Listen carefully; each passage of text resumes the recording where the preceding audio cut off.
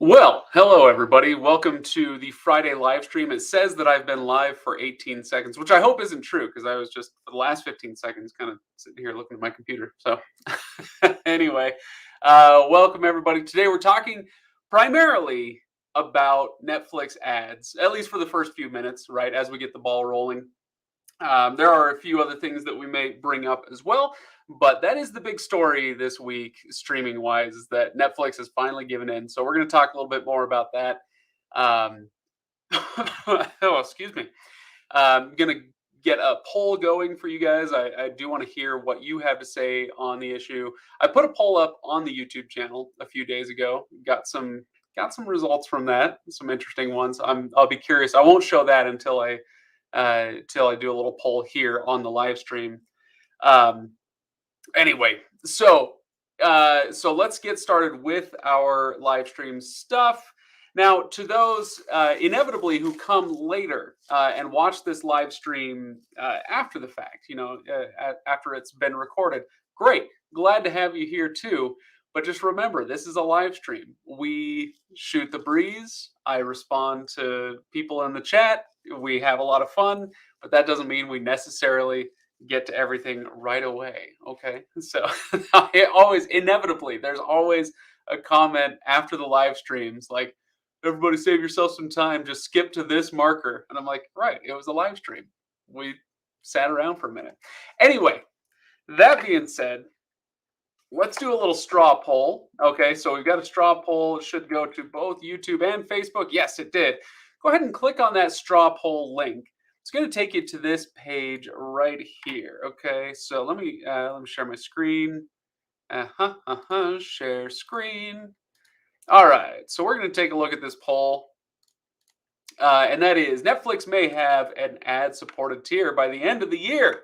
How much would you be willing to pay for it? Okay, so let's see. I'm curious to see what you guys have to say. I won't give you my answer, but I am curious about your answer. Okay, so go ahead and vote. Oh, it didn't share to. Oh, my audio is very mono today, is it? Okay, hang on. Let's try something. Okay. Here's what we're gonna do. Okay, hang on. Shutting that off. We're bringing back the old microphone. Okay. All right, now we can go to my settings, my audio, and let's do this one.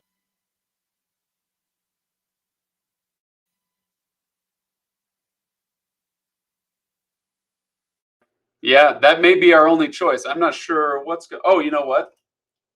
It's because I needed to hit that button right there. Okay. How about now? All right. So there's a different microphone. Let me know if that's any better. All right. So William Mack says that my audio is very mono today. Sorry about that. Okay.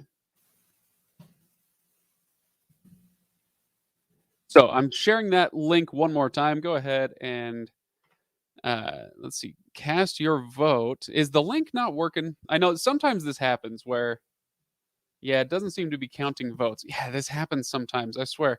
I need a new straw poll app, you guys. Okay, so let's see. I'm going to go ahead and redo this one. I don't know. I wonder what happened. All right. We're going to get this working because so help me. I do want to. Ooh, that great radio voice, says Peter.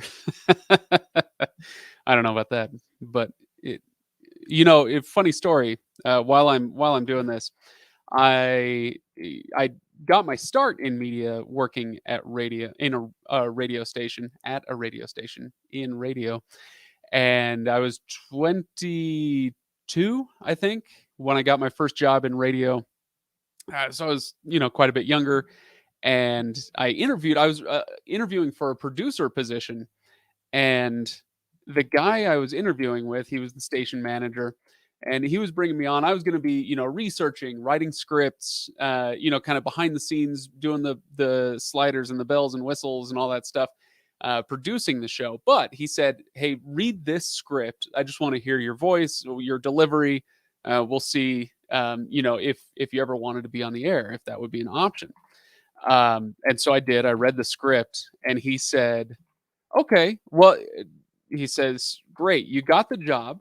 We're going to bring you on as a producer. You won't ever be on the air. You don't have a voice for radio, and that's okay. Don't have to worry about it. That's fine." And I was like, "Okay, well, I guess I'll go on with my life." I was a little crushed on the inside because I've loved radio since I was a little kid. I always wanted to do it. Um, and Anyway, so it crushed me, and it was kind of one of those motivating things that got me to do something else, or not to do something else, but to work harder, to do more with what I wanted to do. And so I did. I worked really hard, and like 3 months later, I was reading stuff on the air. So take that, station manager. All right. So now we've got, anyway, so yeah, once I got on the air, I got addicted to it. Microphones, cameras, I love it all. It's fun. Okay. So now we've got a new poll. Okay. There we go. Clicked on something, but nothing happened. Okay. Try that link instead. Okay. I know it hit. Oh, that's so strange. Okay. I know it hit YouTube. Our Facebook viewers may not have gotten the ad correctly, but yeah, Craig's origin story. That's exactly right. Okay, so go ahead and pull that page up and see if that comes up for you. If not, it could just be that this site is broken, but that's okay. We have an alternate.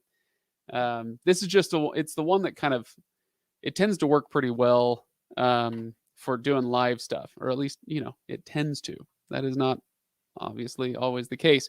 But the question here is, Netflix may have an ad-supported tier by the end of the year. How much would you be willing to pay for it compared to the current 1550 HD tier? Okay.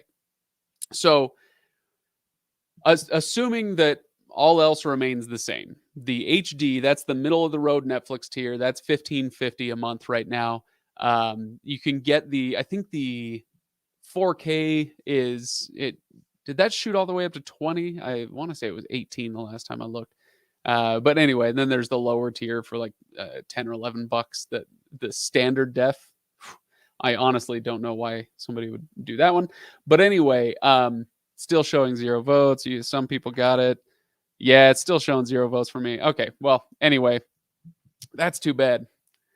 Yeah, it came up for you, Marianne, but it's not actually counting people's votes. So faulty website. Too bad. This is rigged, says JD. Nobody's trying to rig anything. He's just busted. Okay, so what we're going to do, let me pull up this page instead. If you go to our channel, which I hope you do, okay, our channel is great. Go to Reviews.org. I did the exact same poll here on Reviews.org. Let's get rid of that. Okay, so now you can scroll down and see that one. It's the exact same question. Oh, that's a little small. It's the exact same question that I asked. We got 1,000 votes on that, and by far, most people said I would never watch ads. So there you go. But I am curious if you. So go click on our channel, control click or whatever, open it up in a different tab so you can keep this live stream going. But you can go vote there as well and let me know what you think. Nobody voted for $12 a month. And hey, I agree with that. I am surprised that some people said they would still pay $10 a month versus, 15 for the regular version. Can I send that link? Somebody asks. Well, let me see. Yeah, I can send the link. Okay. Okay, try that one. So the question now is Facebook just busted? No, that link seems to be going. Yeah, it could be something going on with that website that's not working correctly. So anyway, yeah, you can go check that out now. And Tony, there's no such thing as late unless you're me. I'm the only one who can be late. I think I was 2 minutes late to this, but I'm glad to have you. So anyway, this all comes about because of this page right here. All right, so this is the New York Times. reporting that Netflix has told their employees that ads may come by the end of this year. Okay, so there are a few interesting tidbits in here. Basically, this was an internal memo that went out. And they send these internal memos knowing that it's going to get out. They probably send it to reporters as well. It's not that big a deal. But yeah, they told their employees that they're aiming to introduce the ad tier in the final 3 months of the year. Let's see. Last month. Okay, yeah, they did say last month that they were going to do this, but they didn't say when. It looked like it was going to take a little while, but now they are. And credit to Netflix, honestly, credit to Netflix. When they decide to move, they move, right? They go for it, and so they're going to be doing this maybe by the end of the year. I'm sure there's going to be a lot of research that goes into it, right? Where was the next bit? Yes, it's fast and ambitious and requires some trade-offs. Yeah, no kidding. Okay. Where's the other? Okay, yeah, I thought this was interesting. It's kind of hey, we can't beat them anymore, so let's join them. Every major streaming company, excluding Apple, has or has announced an ad-supported service for good reason. People want lower-priced options. Fair enough. Yeah, Apple still doesn't do it because Apple's incentive structure, or I should say Apple TV Plus's incentive structure is very different from most of these services. So yeah, so it's just a little bit different that way. Congrats to Disney and HBO Max for finding all those customers that Netflix misplaced. Here's a challenge for you. If you find 100 HBO Max or Disney subscribers, now find just 5 of them who don't have Netflix. Almost anybody who has Disney or HBO Max already has Netflix as well. Yeah, just kind of the way it goes. So John, and this is kind of a popular sentiment I'm seeing so far in the cast today. Here, let me go back up here to the top so people can see what we're talking about. In that case, I will never sign up with them again. Okay. Well, so here's what I think a lot of people don't understand about this move. So the headline here doesn't give you context. Of course not. It's a headline. That's not the job of the headline to give you a bunch of context. Netflix tells employees ads may come by the end of 2022. But then now we get a little more context. They're aiming to introduce an ad-supported, lower-priced subscription tier. So John says, in that case, I'll never sign up with them again. But here's the thing. According to this, you're still going to be able to get Netflix the way you do now. They're simply adding another option, right? An ad-supported tier means that, you don't have to go with the $15 or the $20 Netflix version. You can get the lower price tier if you're willing to watch some ads. John is not willing to watch ads, and that's fine. I hate ads. I really detest them. I wish I never had to watch them. And so generally speaking, I'm going to be willing to pay for a higher tier if I want to watch the service. I'm also one of those people who is willing to cancel my monthly membership if I'm not really using it, right? And so, like Hulu's a pretty good example, where if there's something that has come up that I know I want to watch, I'll just bump myself up to the premium service, the no ad tier of Hulu, watch my show, cancel the service, right? Anyway, so yeah, it's this isn't something that is necessarily going to change the way that we're all watching Netflix right now. It's something that could change the way we watch Netflix now if we so choose. Okay. So yeah, so with comments like this is what I hope I'm getting through. And I've never met a Netflix employee. I don't shill for Netflix. That's not my point. My point is just to try to help everybody understand what's going on, that it's not necessarily a crisis. We'll see what happens, when they finally make their announcements about what the tiers are going to be. Who knows? Maybe we'll have a ton to complain about. But my guess is that it'll be like HBO Max, where they came out, HBO Max comes out and they say, all right, it's going to be $15 a month for this service. And, some people howled that it was too high, which was a little nuts given the context of the time. But most people say, great, $15 a month. And then a year later, they come out and say, hey, we're going to do an ad-supported tier at $10 a month. So if you want to shave a little bit off of that monthly price and watch a few ads, $10 a month. But I love HBO Max. I watch HBO Max all the time. It's one of, if not my primary streaming service right now. And I signed up at the $15 tier. When they introduced the $10 ad-supported tier, I didn't notice. I mean, I saw the headlines, I did my videos about it and all that stuff. But as far as my daily viewing experience on my TV back here, I didn't even notice because it didn't disrupt the way that my subscription worked. And so if you're on Netflix now and you like the way Netflix is operating, great. You don't have to change a dang thing. Anyway, all right. Mass exodus incoming. Could be. I don't know that that'll be the case because of what I just said. I think most people won't notice if they don't want to. It's not so. If you are watching this stream right now, it's because you pay attention to these sorts of things. You like hearing, being informed about this sort of news, this streaming news, TV news, whatever. So you are part of a small segment of TV watchers who actually, pays attention to the news of the day around this stuff. Most people don't. And so when this finally comes down the pike, when this finally happens and there is an ad-supported service, the vast majority of Netflix users probably won't even notice or care, as long as their service keeps running the way that they're used to it running. So yeah, I think Freyden's about where I am.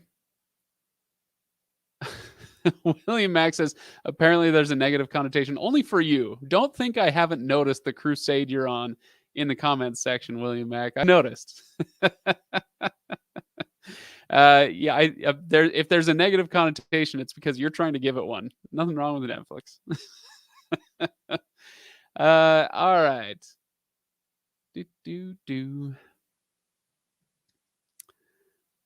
Let's see. So, yeah, I think this is more common. This is the more common way to see it. Arcelia says, I have Netflix and I don't have HBO Max or Disney Plus or Hulu. Yeah, I think that's far more common than the other way around. That's not to say the other way around isn't heard of, but yeah, it's more common that way. Okay. All right, so let's see what JD has to say. JD on Facebook. Let's see. Okay, so let's tackle this one a little bit. The end of an entertainment app isn't a crisis, man. LOL. It's just pathetic what they're trying to do. They're trying to ruin our experience for more money. That's it, because they want to expand their profits, especially due to their recent investors. And it's pathetic. Instead of adding new features, for example, $3 additional price for every device after 3 devices would have been a home frickin' run for them. That is something they're doing. Oh, after 3 devices. I mean, there's a reason. Well, and I'll just leave that there. Okay, so let's tackle this for a second. It's pathetic what they're trying to do. They're trying to ruin our experience for more money. They're not, though. So I'm going to guess from this, JD, that you don't like ads, much like me. Great. We don't like ads. It would be a lesser experience for me to log in to watch Bridgerton or whatever. I just rewatched the 2nd season with my wife. It was fun. And now we're going to finally go back and watch the 1st season, which I haven't seen. So we log in to watch Bridgerton and you see an ad. That would, as you say, ruin my experience. Maybe not ruin, but it would lessen my experience for sure. But the thing is, they're not going to do that to me if I don't choose to accept the lower priced commercial supported tier. They want to expand their profits. Obviously, they're a business due to their recent investor something, right? The investor panic. Sure, yeah. And why wouldn't they? Why shouldn't they? Instead of adding new features, so you're saying they should add new features instead of this. Well, this is a feature. An ad-supported tier is a feature. It is a way for them to offer more choice to people who would prefer that choice over the only one that they've had for a while. So yeah, I get the frustration, but I'm gonna push back on that. So um, okay. William Max says I've done nothing. You, if you guys think I don't look at the comments, you are wrong. Uh, I do. All right. Where are we at? Where are we at? Do do do do. We watch shows like yours because we're tech nerds and proud of it. Well, there you go. I appreciate that. It's funny. I've always prided myself on keeping this channel not too terribly tech nerdy. Because you watch one of my favorite channels. Sure, they already have 15 million subscribers. They don't need my help. But one of my favorite channels is Linus Tech Tips. Partly because I usually don't care about the subject they're talking about, but they're really, really good at it. But they also sometimes make me feel like an idiot for not knowing all the technical jargon, but it's still entertaining. I love the stuff they produce. But anyway, but that feeling that you occasionally get where you're like, wait, should I know what that like about that exact specific video card that they're talking about? No, and I don't want to get there. But anyway, so if I'm a tech nerd, if I'm a tech nerd, I'm really bad at it. If you're a tech nerd, I'm glad you like this channel anyway. But no, I've always tried to keep it a little more accessible than some of the tech nerd channels. Let's see, Bridgerton for the win. Yeah, like I said, I haven't seen the first season yet. We're gonna start watching it maybe later tonight. But the second season was fantastic. I watched it twice now and enjoyed it just as much the second time. So yeah, it was fun. All right, so this is what we don't know from Honora Kelly. As long as you're paying the $20, you won't see ads. It's effed up, but I can live with that. That's not necessarily going to be the case. Like I said, they may come out with more announcements later that cause us to wonder, like, oh gosh, is this what we're going to be seeing? But I doubt it. They've already had enough trouble with people leaving Netflix. I don't think they're going to do a price hike in addition to the ad-supported tier. My guess would be that they'll leave everything else as is and simply introduce an ad-supported tier for each level of Netflix. Okay. All right. Yeah, I love this too. Yeah. Teresa says, I like tech nerds. They help me out a lot. Same. Big time. Same. And it's fun to pretend that I'm a tech nerd sometimes, right? Although, there are different levels of tech nerdery, nerddom, whatever. One of them is if I pick up my webcam very carefully and pan right over there. Oh, you can't really see it. If you see right over my shoulder, my version of being a tech nerd is having, obviously you got the PS5 there, but you've also got the, what's it called? The Fire Cube, the NVIDIA Shield, Apple TV 4K, and the Roku Ultra all right in a row on my desk. That's my version of being a nerd because I'm constantly flipping between them and testing them and checking things out. So there you go. That's my version of being a nerd. All right. Oh yeah. Says sorry, arrived here late. Yeah, no worries. Thanks for clarifying. Yeah, it's yeah, live streams are always tricky that way. Like I said at the beginning, I was talking about how there's always somebody who comes in after the live stream, like when they're watching the recorded version, and they'll say like, "Oh, get to the point. It took you 10 minutes to get to the point." Well, yeah, because it's a live stream. Sometimes it just works that way. All right. This is where doing a blockbuster gets you. Okay, so this is an interesting. I like this comment. This is a good one. Okay, so history lesson for all you youngins out there. I'm sure most of you know all about this Blockbuster video rental service. They actually, what Netflix offered their company to Blockbuster. They wanted to sell to Blockbuster 20-ish years ago, and Blockbuster said no. And now Netflix is one of the biggest companies on the planet, and Blockbuster is dead. They wouldn't change with the times, right? And so this is an interesting comment, and it kind of dovetails with what we saw in that news piece. If we pull that back up, the quote that I highlighted was, every major streaming company, excluding Apple, has or has announced an ad-supported service for good reason. People want lower-priced options. So this was, something that a Netflix executive said, and that really fits in well with what we're talking about here, and what Daniel is saying. Like, you do have to keep up with the times.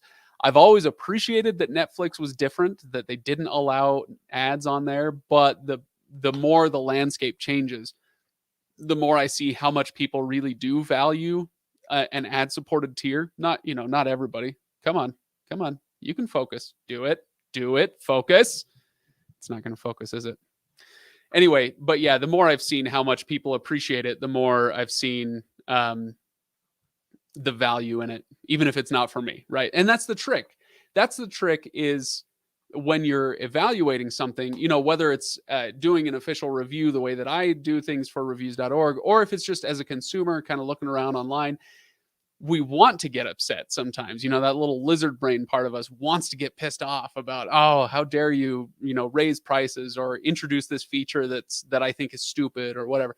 But oftentimes it's that your experience isn't everyone else's experience, and somebody else might really value that thing. And so, sometimes that doesn't always work, right? Sometimes there are features or there are events or there are quotes or whatever that are so stupid and so beyond the pale that you have to just kind of be like, yeah, no, this is dumb, and it's dumb for everybody, and somebody get rid of it. But usually that's not the case. Usually somebody is going to appreciate whatever thing is. So all right. Hey, JD, by the way, I'm just scrolling back up. I'm looking at some comments here. Take it easy. Let's play nice in the comments. All right. Do me a favor. Okay. So let's see what else we got. Aha, interesting. Okay. Here's I don't know if I want to call this a hot take, but but my hands got a little scalded here. The only way I will leave Netflix, the only way, wow, is if they go away from releasing all the episodes at once. So you're saying if Netflix goes with a weekly release instead of a binge model, you would get rid of it. That's interesting.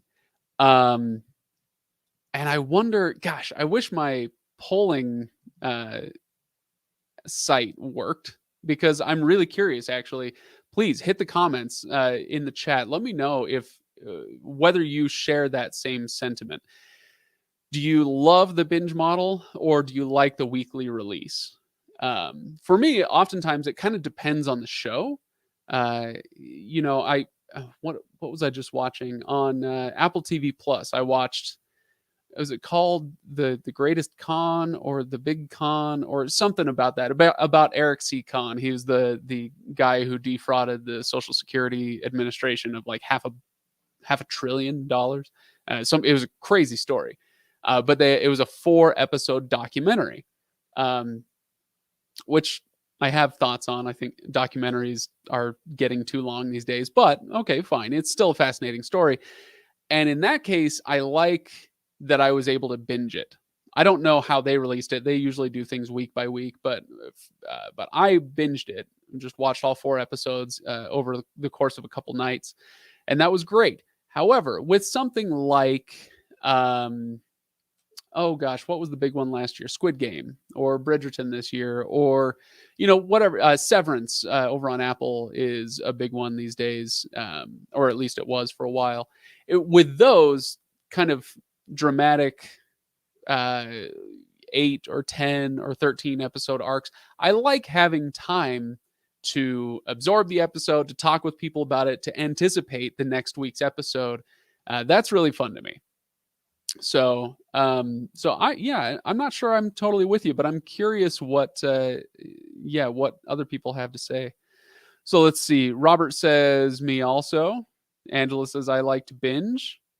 Um, Weekly helps reduce spoilers. Hey, that's a great point. Yeah, with something like last year's Wheel of Time, um, there was, if you're a book reader like me, I love the Wheel of Time book series, and so I already kind of knew what was going on, but it was a lot of fun to watch somebody like my wife wonder, what the answer to the show's mystery is going to be. And yeah, so this is a great point. It helps reduce spoilers. Let's see. Mel prefers the binge model. Teresa's with me. Yeah, it depends on the show. Exactly. Ozark broke the release up into 2 chunks. Yeah, it could have. I wonder if they finished filming, but maybe they needed more time for the editing. Oftentimes that's the case. The post-production takes a little while. Let's see. I love the binge model. However, getting a sponsor for that series will help finance the other stuff. For which series? But okay, you like the binge model. Okay. Binge says AVR. Yeah, Andy says there's talk that Netflix may go weekly. Yeah, indeed. And this is one where I think this would be a bigger deal as far as people leaving Netflix, people getting mad enough to actually cancel Netflix. I think this would be a much, much bigger deal than the ad supported tier, simply because it actually does affect everybody's watching habits, right? So for those of you, and I will say a lot of you are saying binge is the way to go for me. I prefer the binge model, but does that mean that you absolutely detest the other one and that you would be so mad that you would cancel Netflix and go to somewhere else that does weekly releases? Because they all do it that way, right? Netflix is kind of the holdout there as well. Anyway, let's see. Terry Roberts doing my job for me, reminding you to hit the like button. Thank you, Terry. Appreciate it. Let's see. I wait till there's enough episodes, then I binge, and it depends on the show. Yeah, but then we run into the spoiler issue. And also, have you ever watched a show, like, or not watched a show? I'll give you an example. Deadwood. Deadwood was on, gosh, like a decade or more ago. It was an HBO show. They did a movie recently, but the show was, it had several seasons. People loved it. People talked about it constantly. Like there was a little Deadwood community that just went nuts over this show and talked about it while it was out. Breaking Bad was this way. And have you ever come to a show like that later and thought, this was really great, but I wish that I had been part of the community kind of theorizing and talking about that the whole time that it was out? It's a different way to watch TV as part of a community than just purely solo. And it can change the way you perceive a show. It can change the level of enjoyment, usually for the better, sometimes for the worse.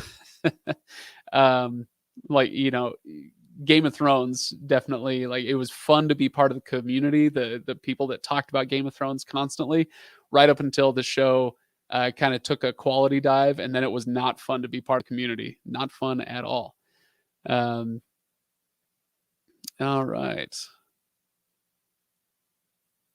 So Daniel says the anticipation part of one a week leads to a WandaVision scenario that's disappointing for fans, but unnecessary. It can lead to that, but it doesn't necessarily. But yeah, it is a risk. Definitely. It's a risk that they run. Let's see.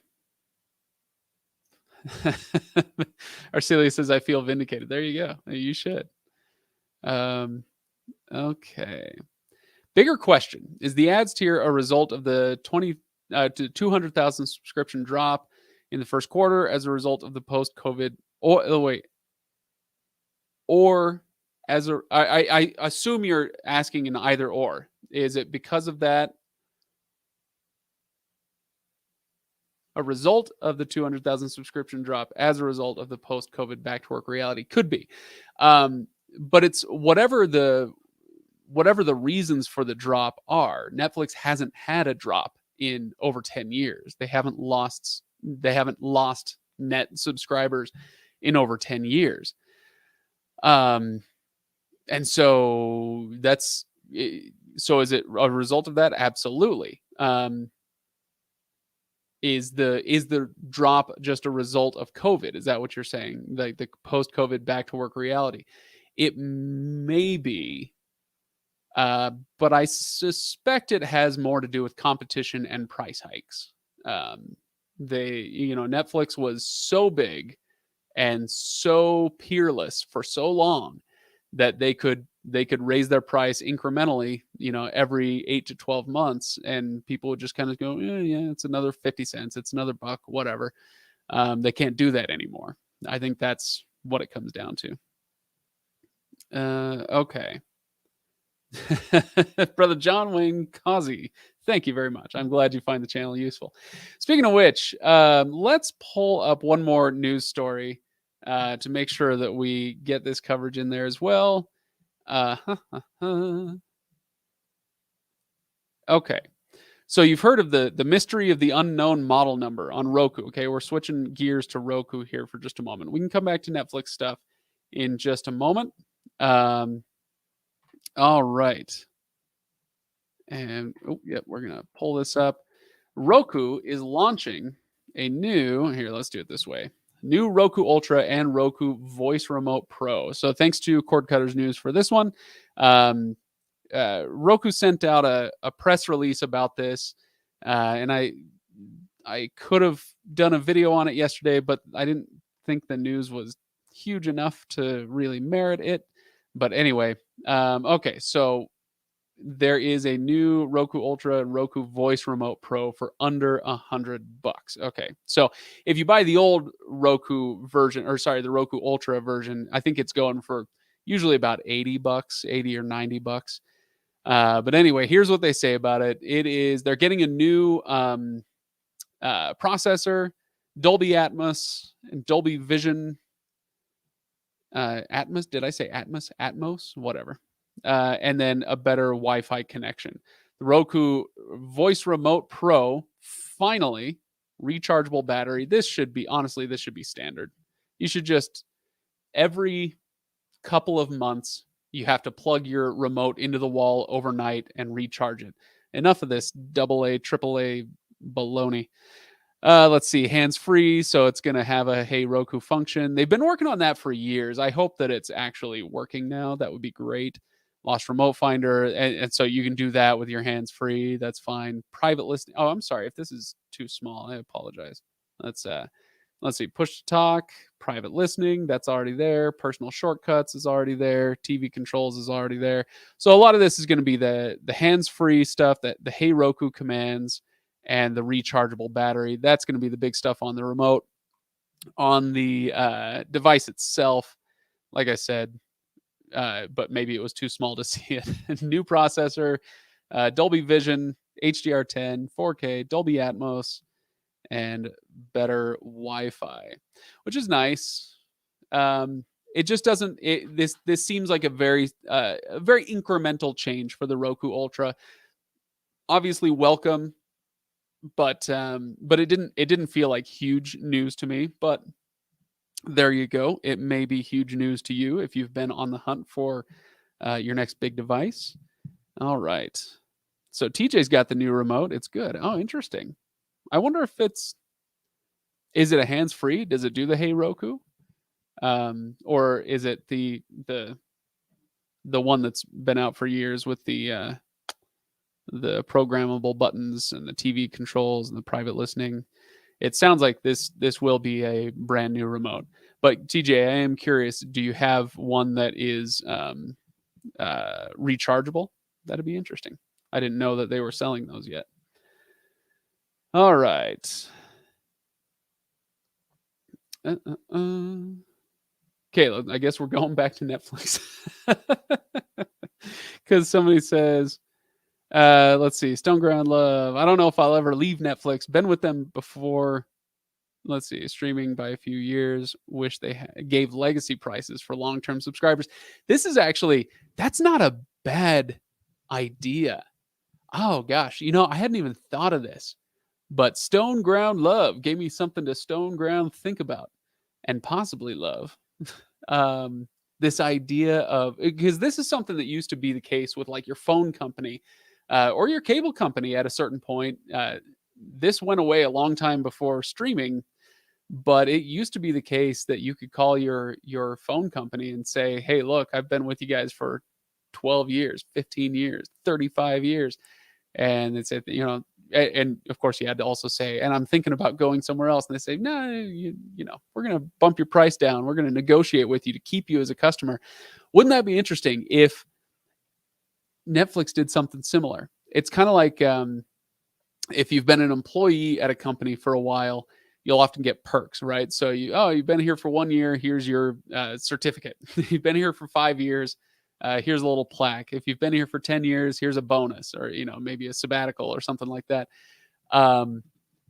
And wouldn't it be cool? At least as an idea, I'll have to think about this more. But if Netflix said, if you are a customer continuously, so let's say it's Netflix is, let's just round it down, $15 a month. Okay, so you've been with us at, or no, let's do it for $15.49 right now is the middle of the road tier.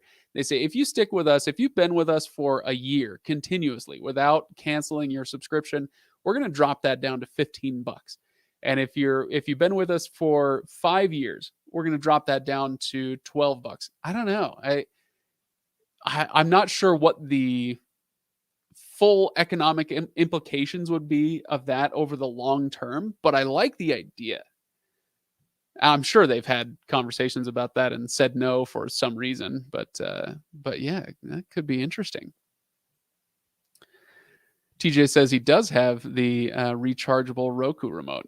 Very cool. Gosh, I gotta email Roku, see if see if I can get me one of them. Okay, cool. So going back to the weekly release, Thomas says it's hard to keep track of every week episodes.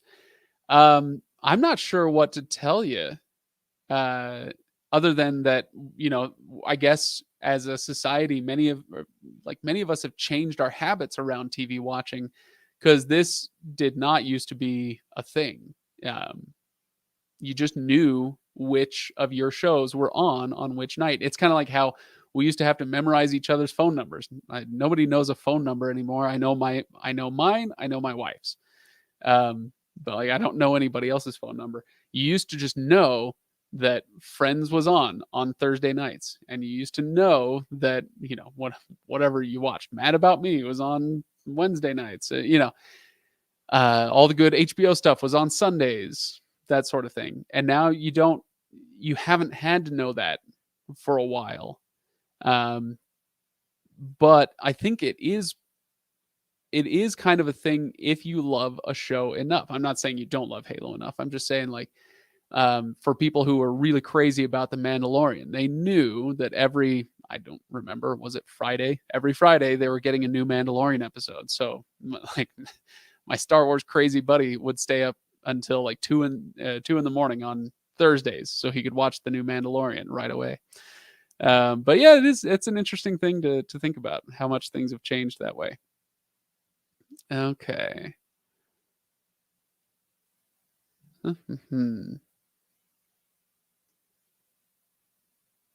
Let's see. So Danielle says, I think it would be fair to apply the ads to new subscriptions. Okay, so talking about Netflix adding an ad-supported tier. Well, but the thing is, I'm not sure, because they're not talking about adding ads for everybody right now. They're talking about adding an ad-supported tier, so you can pay $15 or $15.50 and get no ads, and then you can pay something else. We don't know what. $10, $12, $7 a month, something. you can pay a lower price if you want to and get no ads. And I think that's perfectly fair. Okay. Don't mention the soundbar incident. Oh, don't worry. We know about the soundbar incident. It's fine. All right. Huh. Could be another feature if like weekly release episodes could be a cheaper option. So what you're saying is, oh, I I like the way you're thinking. I really do. I don't think this would work. But if I understand correctly, the idea you're talking about is you pay a little bit higher fee to be able to binge your shows. I don't think that would work. Just and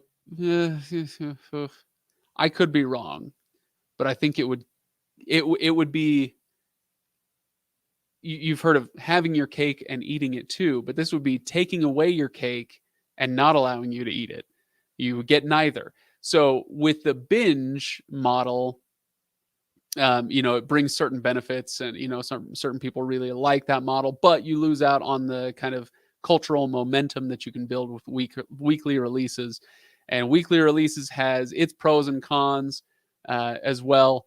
But I kind of feel like if you charged people to binge, it would be the worst of both worlds.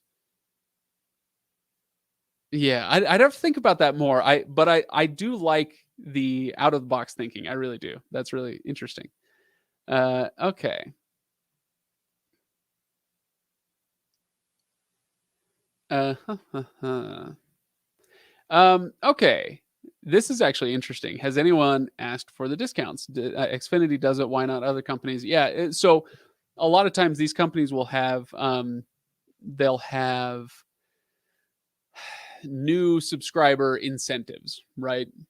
So you can get your first year at this price and then it jumps up, or you get this little perk or this offer to go with your subscription, and then they take it away. This is a little bit like it's a little bit like mail-in rebates. This is not really a thing much anymore, but anybody who's lived long enough. Am I getting old? Am I old? I'm old, right? But if you've lived long enough, you remember mail-in rebates. You buy a thing that's ludicrously expensive, and it's only $29.99 after mail-in rebate, but you had to actually pay $150 for it. Then when you get the thing, it comes with a little certificate, and you fill it out, you post it, you put it back in the mail, you send it to the company. They rebate the $120 or whatever the rebate would be, and send that back to you in the mail. Then you go cash your check. So hey, it only cost you $30 after mail-in rebate. But the reason they did that is because they knew that you and I are lazy. We are lazy. We are not going to do that. It is a very, very small percentage of people who would do that. So it operates the same way with what you're talking about. Yeah, oftentimes you can call up Xfinity or whoever and say, "Hey, look, my bill has gotten out of control. I'm thinking about going over to CenturyLink or Verizon or whoever." And they'll say, "Well, hang on, let me transfer you to the customer retention department." They'll send you a customer retention, and they'll offer you some deals to keep you on. And it's often the same thing that you would get if you were a new customer. But they know that most people aren't going to do that. We've conditioned ourselves to hate talking on the phone, and we don't like talking to strangers. Most of us, we don't know the customer service script that well. So navigating it can be difficult and give you anxiety. So most people aren't going to do it. And so Xfinity will do it if you ask, but they're happy to, not hear from you, knowing that you'll have too much anxiety to actually give them a call. It happens. I'm not saying that is every single, that happens with every single thing, but anyway. All right. We're going to go for just a couple more minutes, and then we will call it for the week here. Oh, interesting. Okay. So Kirk says, the thing about binge watching for me is I forget all what shows I like before the new season is released. Maybe memory on my part, yeah. You're preaching to the choir there. Like I said, I'm getting old. But yeah, no, this is interesting where, okay. And, with the weekly release, I don't know that would solve this problem now. And let me tell you why. Let's go back to, gosh, when I was in college, I loved watching 24. Okay. Do you guys remember that show with Kiefer Sutherland? Beep, boop, beep, boop. 24, fantastically made show. Um, but it had 24 episodes. All right. So 24 episodes over, roughly once a week. They might have a 2-hour premiere, or maybe they have a 2-hour finale or something, but let's call it 5 to 6 months of TV, right? So over the course of 5 or 6 months, you're getting a weekly program. Then you take a break. 6 months later, it starts up again. So then we get to what Kirk is talking about. I think that makes sense. Okay, I was watching the last season just 6 months ago, and it consumed 6 months of my life. I was thinking about it a bunch, and so it really kind of dug into my memory, and I got it. Great. Now, do the same thing with The Mandalorian. 8 episodes, which is just under 2 months. And now suddenly it's something that you thought about for 8 weeks, but then you stopped thinking about it for 10 plus months. So again, much like something else we were talking about earlier, it depends on the show, right? It depends on the show. It depends on the length of the show. But I'm not sure that this would, I'm not sure weekly releases would solve the problem now the same way that it would have 20 or 30 or 40 years ago when it was 22 episode seasons or 24 episode seasons, right? So, but yeah, good thought. Okay. Should I go work for Netflix? Yeah, I need somebody on the inside, Arcelia. So put in your application. Let me know how it goes.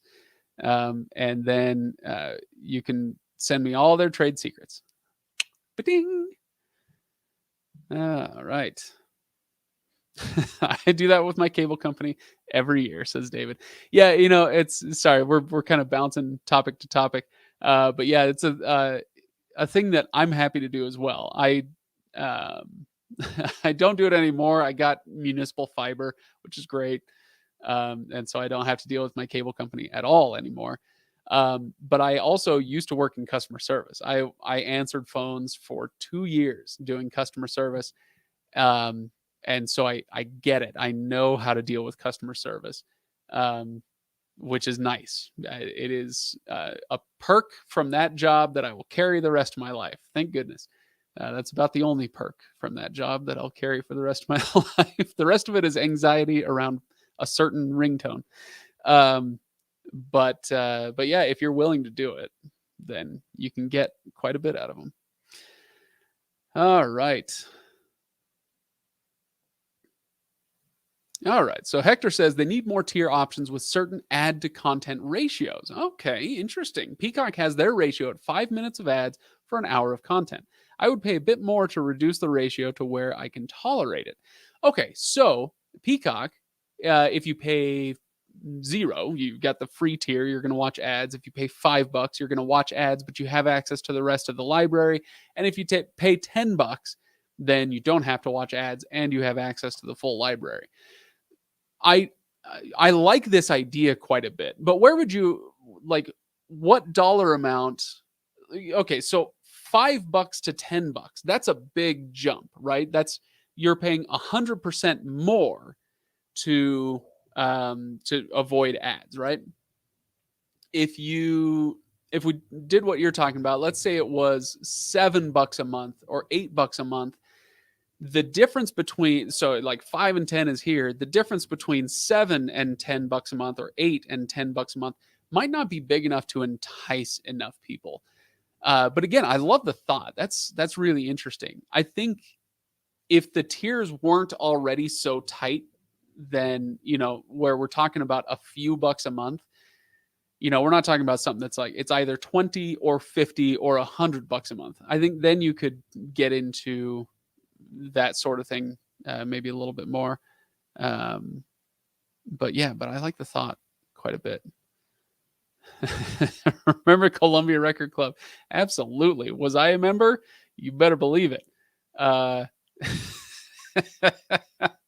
Of course, now when I think of when I hear Columbia Record Club, I hear Albuquerque from Weird Al, because I've got that whole thing memorized because I was born in the 80s. Thank you very much. Okay. Okay, so here's a great one. I think this might be a good one to finish up on. Angela asks, what are they doing with the password sharing? Great question. Okay, password sharing on Netflix is a thing that will almost certainly be cracked down upon. There is testing going on in 3 South American countries. Forgive me, I don't remember what they all are. Chile, I know Chile is one of them. But they're piloting a program down there where you can no longer share your Netflix password. Okay, so if they detect the same account being logged into from multiple households, they'll shut it down, or send you a sternly worded letter. I don't know what they do, how they enforce it, but they'll shut that down.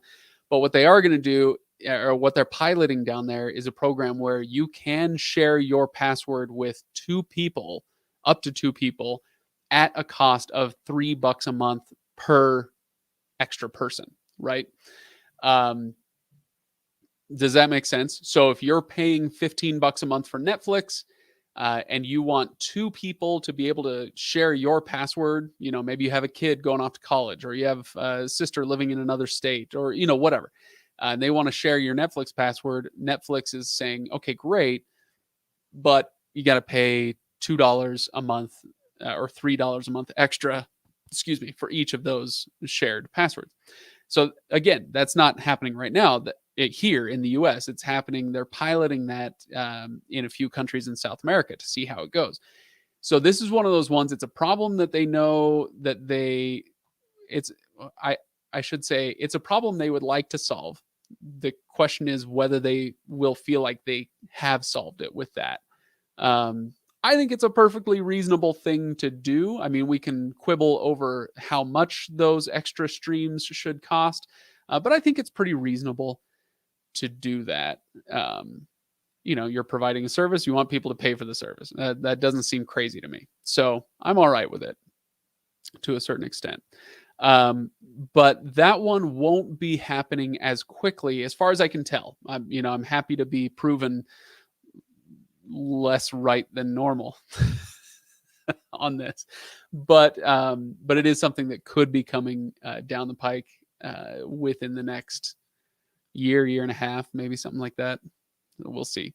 But it's a great question with password sharing, and I know that I missed a whole bunch of stuff on this, but I know I missed a bunch of stuff in the comments.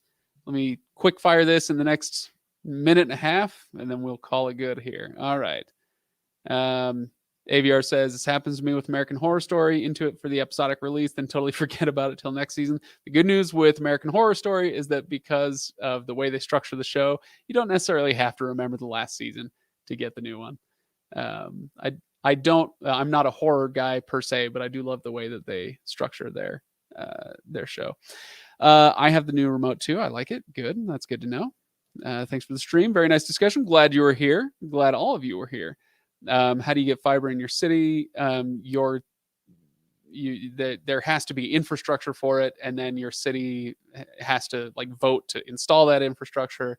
And it's not available in every city. I'm lucky enough to be in one that has it. BMG Music. Yeah, my brother was on BMG Music for a while. Absolutely. Let's see. Excuse me. Dying to be cable free. No more exorbitant fees. Grasshopper. No, you're the grasshopper. See, I don't remember what they called him on. What was it? Kung Fu. I think it was just called Kung Fu, right? It would be nice to be cable free. this is one of those things. I'll stick with this for just a second. I've been waiting for a long time for like Starlink and other satellite internet providers to, get things up and running, because I'm really excited for everybody to have that choice, or to have some other choice. But we don't all have tons of choices, which does stink. But I do feel very lucky to have the choices I do. Okay. And AVR is saying Sling TV, YouTube TV, those are options, but not necessarily if we're talking about cable internet, right? So I'm thinking more of like cable companies getting competition from satellite internet or from 5G hubs, like T-Mobile's home internet service, which you can check out a review of right here on this channel. Tashaka did a great review of that one. Anyway, all right. They need Family Watch rather than stop password sharing. Well, yeah, maybe. They did kind of invite this a little bit. Like you say, they encouraged it a few years back. They didn't technically encourage it, but yeah, they were kind of winking and nodding and saying, "No, how dare you share your password? Thanks for the extra customer, or the extra future customer, at least." All right. Oh boy, yeah, my Mariners are screwed. But thanks for watching anyway. I'm glad you're here. We have not been doing well lately. It's been rough. Okay. I think Netflix is going to lose users. Maybe. I mean, they're definitely anticipating that this quarter. We'll see how it goes. Next live, can you cover how satellite would work better for streaming? If it would, that's the question. But it's a good topic. Find me on Twitter right here and remind me of that. Maybe it's something I can look into. All right, everybody. Thank you. Another guy, Tennessee. I'm going to go with that. All right. Thanks for watching, everybody. I really appreciate you coming for these live streams. Don't forget to like and subscribe on the videos that we put out during the week. I really appreciate the support. And I will see you next Friday, 2 p.m. Eastern, right here. Have a good one.